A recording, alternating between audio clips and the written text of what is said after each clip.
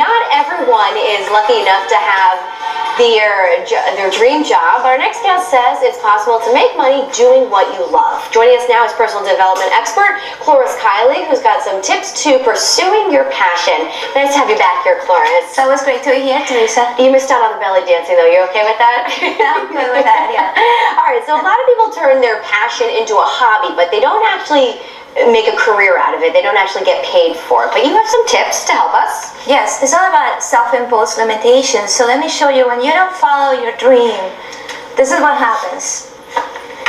You crash here, huh? And then this is what happens when you do something that really makes you feel alive. So why don't you go ahead and try it?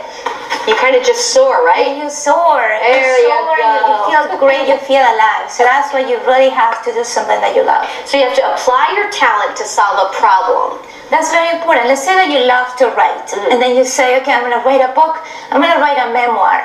But your memoir doesn't really have any lessons in it, and it doesn't even entertain people. It's not fun. So nobody's really going to buy that book. Maybe your family will, but you won't be a bestseller if that's what you want. You want to make money out of this book. Sure. Okay, so don't be blindly persistent. What do you mean by that? Well, we're all taught never quit, never give up. Just keep going, you'll make it. But sometimes there's a little voice inside that tells you that it's time to give up, that maybe you have to take another way to reach your destination. Right. I have a radio show, and one of my guests was Serena Dyer. And Serena is the daughter of Dr. Wayne Dyer, the best-selling author. So she felt this pressure to just be amazing and to do something wonderful with her life. So she joined law school. Now, just a month into the program, she said, this is not for me. And because of those limitations, she stayed for months and months. She didn't like it, wasn't her passion. Exactly. So she became sick and depressed.